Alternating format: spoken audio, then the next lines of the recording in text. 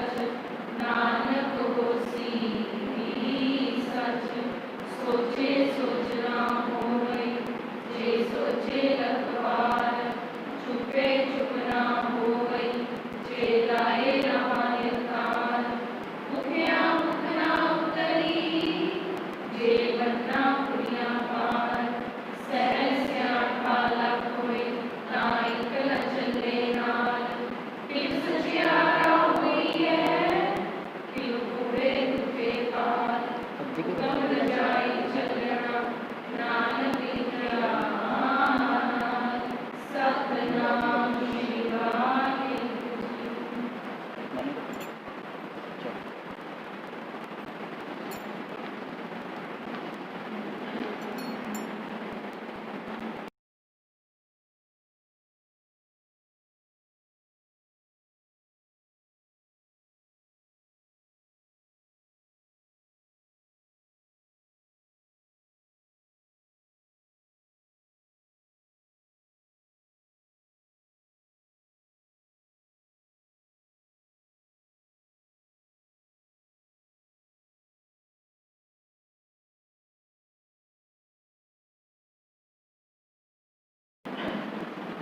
Happens is for best. Good morning, all of you. I am Muskan of Standard 8th to host today's morning assembly.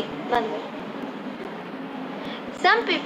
Some people dream of success while other people get up early and make it happen. Now I invite Vanshika Shukladi for today's thought.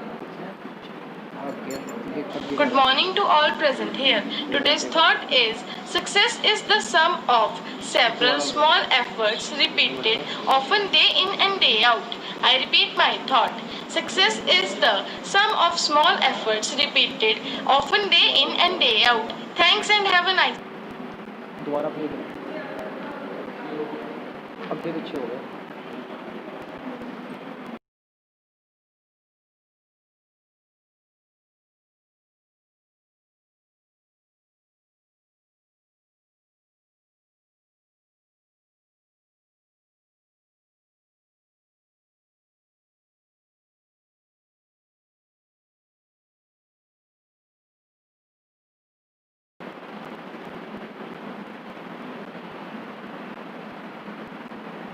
Positive thinking is not only about accepting the best to happen, but it is also about accepting whatever happens is for best. Good morning, all of you. I am Muskan of Standard 8th to host today's morning assembly. Bandar. Some people dream of success while other people get up early and make it happen. Now I invite Vanshika Shukladi for today's thought. Good morning to all present here. Today's thought is success is the sum of several small efforts repeated often day in and day out. I repeat my thought. Success is the sum of small efforts repeated often day in and day out. Thanks and have a nice day. Thank you, Vanshika Di, for thought of the day. Learning is a treasure which accompanies is honored everywhere. So now I invite Shreya Di for today's word of the day. Good morning to each and everyone present here. Today's words are first, aberrant. It's an adjective which means not acceptable or normal. Sarah's aberrant manners led to her being kicked out of the movie theatre. Second, fulminate. It's a verb which means protest strongly. I had listened to Michael fulminating against the government. Third, hypocrite. It's a noun which means a person who pretends to have higher standard than he or she actually has. What a hypocrite. She says she is against the animal hunting, but she is wearing a fur coat. Fourth, pacify. It's a verb which means make someone less angry or agitated. It was difficult for police to pacify the angry crowd. Fifth, recession. It's a noun. It is a period of time during which the trade and the industrial activity of a country is reduced. The Japanese economy is experiencing the worst recession in 20 years. Thanks and have a nice day. Thanks, Shreya Di, for word of the day. Happiness is the highest form of health. So now I invite Anshika Shukla for the healthy tip of the day.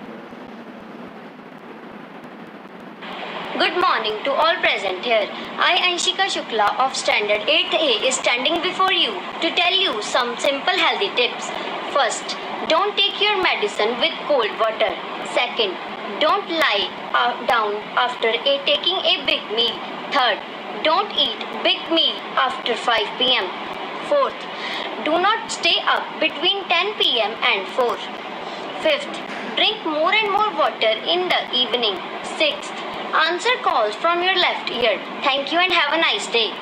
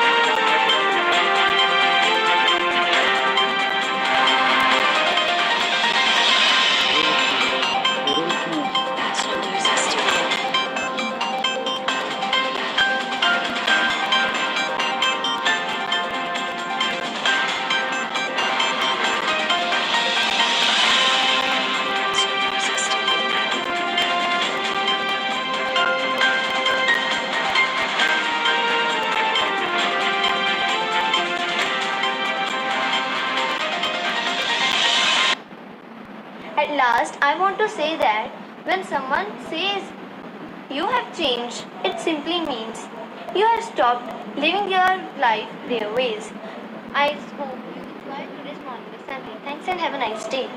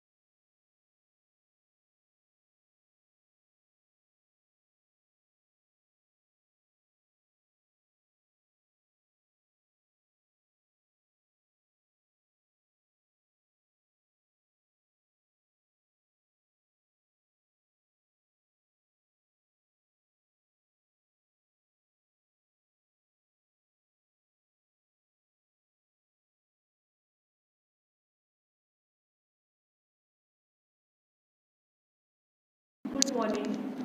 मुझे उम्मीद है कि आप स्वस्थ होंगे और अपना ध्यान अच्छे से रख रहे होंगे। सबसे पहले मैं सुबह की प्रार्थना में आप सबका स्वागत और धन्यवाद करती हूँ।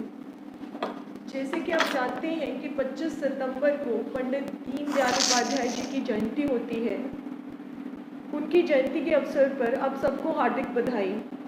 पंडित जी भारत को एक संपन्न देश बनाने की आर्थिक स्थिति का वो सबसे अंतिम पायदान पे खड़ा हुआ व्यक्ति का भला, अंत्योदय यानी अंतिम व्यक्ति का उदय।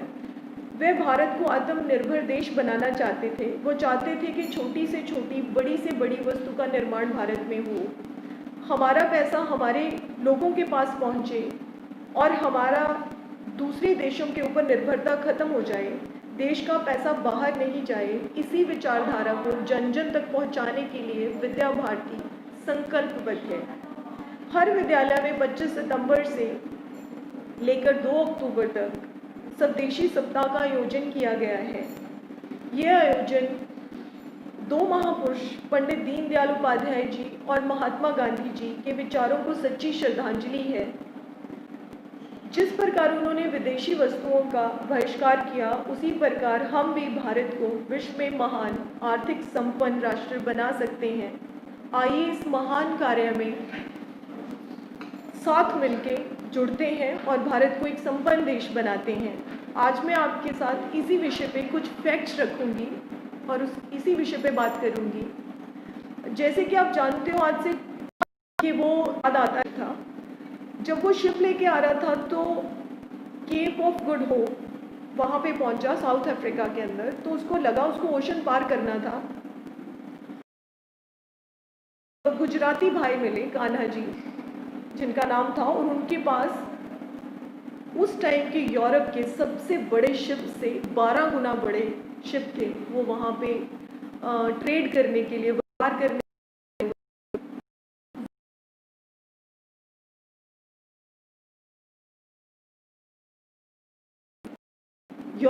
सबसे बड़ा शिप उस समय के अंदर 12 गुना बड़े शिप लेके वो भारत के अंदर एस्कॉर्ट करके आते हैं। पूरी दुनिया का ट्रेड, पूरी दुनिया का एक्सपोर्ट 43% एक्सपोर्ट भारत पावर्स हैं। तो आप सोच सकते हो कि भारत का कैसा व्यापार रहा होगा जो 43% एक्सपोर्ट कर रहा था। स्टील बनाने का भारत के अंदर 3000 साल पुरानी टेक्नोलॉजी है, वो हमारी टेक्नोलॉजी थी। 3000 साल पहले भारत के अंदर स्टील बनता था। हम शिप एक्सपोर्ट करते थे, शिप्स बनाते थे। 120 तरीके का कपड़ा भारत के अंदर बनता था और वो ब्रांड माना जाता था। बाहर के देश उस कपड़े का इंतज़ार करते थे। जैसे हम अभी ब्रांडेड कपड़े इस्तेमाल करते हैं, इसी तरीके से भारत एक ब्रांड था। और सोने के भाव, पहले कपड़ा तोल के बेचा जाता था, तो सोने के भाव वो कपड़ा बिकता था। एक पलड़े पे कपड़ा होता था भारतीय कपड़ा और दूसरे पलड़े पे सोना रखा जाता था। अंग्रेज़ों के आने के बाद ये 120 तरीके का कपड़ा बहुत ऑर्गेनाइज्ड वे में उन्होंने इसको ख़त्म करा। रॉ मटेरियल होता था, जो मोल मांगते थे इंडियंस, जो वो चाहते थे, जितना पैसा वो चाहते थे उतना पैसा उनको उस कपड़े के लिए मिलता था। इकॉनमी विलेज बेस्ड थी। गांव के अंदर हर चीज़ उगाई जाती थी, प्रोड्यूस करी जाती थी। जैसे कपास है, उसका कपड़ा बनता था, सूत बनता था, और शहरों के अंदर वो बेचा जाता था। मतलब जो इकॉनमी थी वो गांव गवर्न करते थे। शहरों के अंदर सामान बन के आता था और वो बेचा जाता था। अगर भारत के गांव में कुछ बाहर से खरीदा जाता था, 2000 किस्म की चीज़ें बनती थी भारत के अंदर। अगर कुछ खरीदा जाता था तो वो सिर्फ नमक था। ये अंग्रेज़ों के जो उन्होंने हिस्ट्री के अंदर लिखा है उसके अंदर ये सब कुछ दर्ज है।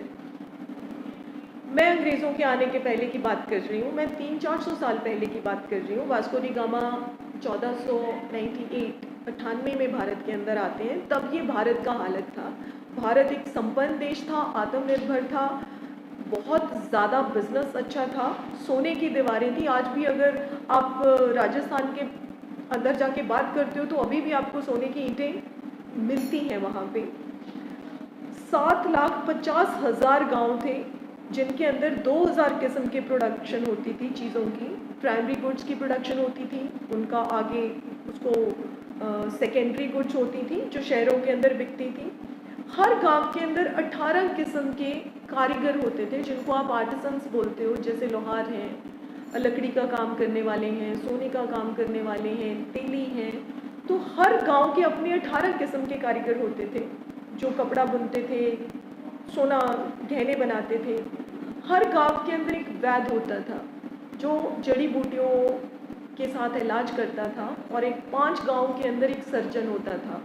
सर्जन जो सर्जरी करता है। आज भी आप देखोगे हड्डियां टूट जाती हैं तो हमारे जो पुराने हैं वो लकड़ी से बांध के या कोई लेप लगा के आपकी हड्डी इस तरीके से ठीक करते हैं जो सर्जन भी नहीं कर सकते आज के ज़माने के। और वो इलाज फ्री होता था, उसके पैसे नहीं लगते थे। जो भी उनके पास जाता था वो उनके लिए कुछ सामान लेके जाता था जिसी के साथ उनका घर चलता था। बाकी वो टाइम के अंदर अपना रिसर्च करते थे।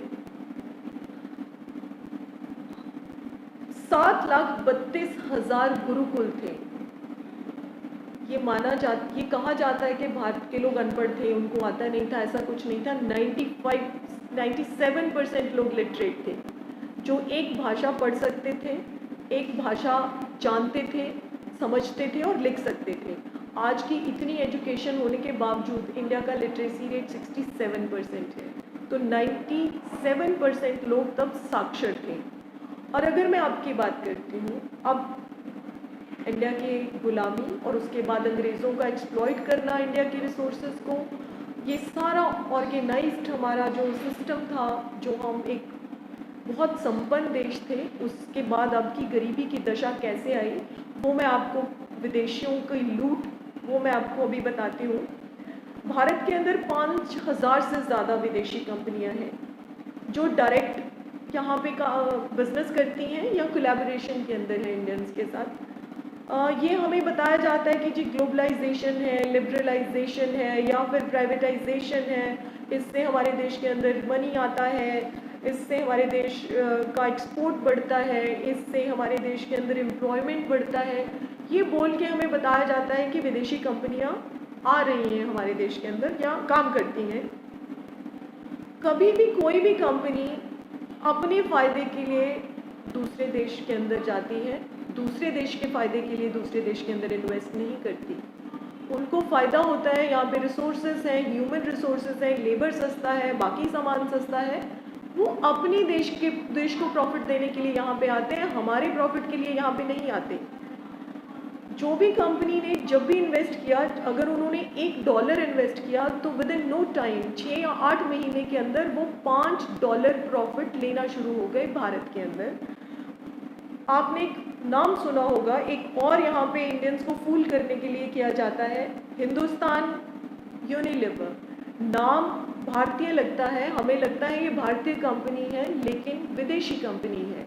और हमारे लोगों का ये हाल है कि हम नाम विदेशी रखते हैं सो कि हमारी चीज़ें बिक जाएं, जैसे पार्क एवेन्यू है या फिर मॉन्टे कार्लो है, ये इंडियन कंपनीज हैं लेकिन नाम इनके विदेशी हैं। और जो विदेशी कंपनियां हैं, हिंदुस्तान यूनिलीवर, जब हिंदुस्तान यूनिलीवर भारत में आई थी 1933 के अंदर, तो उन्होंने 15 लाख से यहाँ पे इन्वेस्टमेंट किया था और काम शुरू किया था।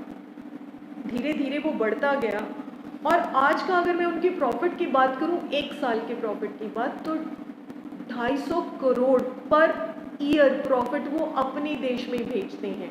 ये ब्रिटेन और हॉलैंड की कंपनी है, कोलैबोरेशन में बनी है। 250 करोड़ रुपया नेट प्रॉफिट, उनका एक्सपैंड करना, एडवर्टीजमेंट, वो सब कुछ छोड़ के जो सिर्फ प्रॉफिट है वो 250 करोड़ का प्रॉफिट है जो वो अपने देश भेजते हैं। एक और कंपनी है कॉलगेट फॉर्मुलिव कंपनी, हम सब कॉलगेट का टूथपेस्ट करते हैं, टूथपेस्ट के नाम पे हमें याद ही कॉलगेट आती है, आजकल तो वैद्य शक्ति और पता नहीं क्या क्या। 75 साल पहले उन्होंने 13 लाख रुपए से भारत के अंदर अपना कंपनी शुरू की थी। आज उनका नेट प्रॉफिट 235 करोड़ रुपया पर ईयर है। 1 साल के अंदर वो 235 करोड़ रुपया सिर्फ प्रॉफिट अपने देश के अंदर भेज देते हैं। फिर मैं अमेरिकन कंपनी गिलेक्सो की बात करती हूँ।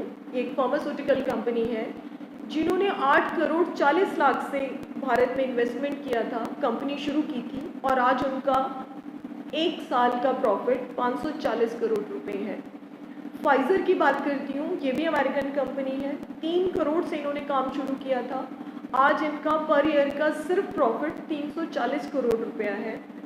बाटा की कंपनी है, 2 करोड़ से काम शुरू किया था, 180 करोड़ रुपया पर ईयर नेट प्रॉफिट ये अपने देश को भेजते हैं। एक और कंपनी है जिसको इंडियन टोबैको कंपनी कहा जाता है, जबकि वो अमेरिकन टोबैको कंपनी है, सिगरेट बनाती है वो। उन्होंने 37 करोड़ रुपए से यहाँ पे इन्वेस्टमेंट शुरू किया था, आज से कुछ 60-65 साल पहले, और आज उनका नेट प्रॉफिट जो वो अपने देश में भेजते हैं अमेरिका में, वो 32,000 करोड़ का है 1 साल का। 50 उनका पेपर, जो सिगरेट बनती है वो पेपर बहुत अच्छा होता है, तो 500 सिगरेट बनाने के लिए 1 पेड़ काटना पड़ता है और हर साल 25 करोड़ पेड़ काटे जाते हैं उसके लिए। इस तरीके से हमारे रिसोर्सेज खराब हो रहे हैं, इस्तेमाल किए जा रहे हैं, एक्सप्लॉइट किए जा रहे हैं। कहा जाता है कि गरीबी घट जाएगी, पैसा आएगा तो, लेकिन आपने देखा होगा गरीबी डे बाय डे बढ़ रही है, पैसा दूसरे देशों में जा रहा है और ये सब लूट के हम भी हिस्सेदार हैं। ये सब लूट को सिर्फ हम और हम ख़त्म कर सकते हैं। स्वदेशी अपनाइए, अपने लोगों का बनाया हुआ सामान खरीदिए, स्मॉल स्केल इंडस्ट्री को इनकरेज कीजिए। कहने को हम इंडिपेंडेंट हैं, लेकिन अगर देखा जाए तो सबसे ज़्यादा डिपेंडेंट है हम इन फॉरेन कंपनियों के ऊपर। हम अपने लोगों को धोखा दे रहे हैं, हम अपने देश को धोखा दे रहे हैं। चलो मिल के सब संकल्प लेते हैं, हम अपने देश में निर्मित वस्तुओं का प्रयोग करेंगे, विदेशी वस्तुओं का बहिष्कार करेंगे। हर वो वस्तु जो हमारे देश में बनी है, हमारे देश के मजदूरों के मेहनती हाथों से बनी है, हम उनका सम्मान करेंगे, वो सामान खरीदेंगे।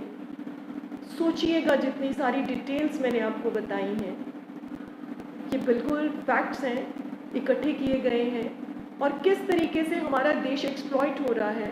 आप बच्चों को मेरा रिक्वेस्ट है कि प्लीज़ लिस्ट बनाइए, आज आप गूगल कर सकते हो कौन सी कंपनियां देश की हैं, कौन सी विदेशी हैं, सो दैट कि आप कंफ्यूज नहीं हो।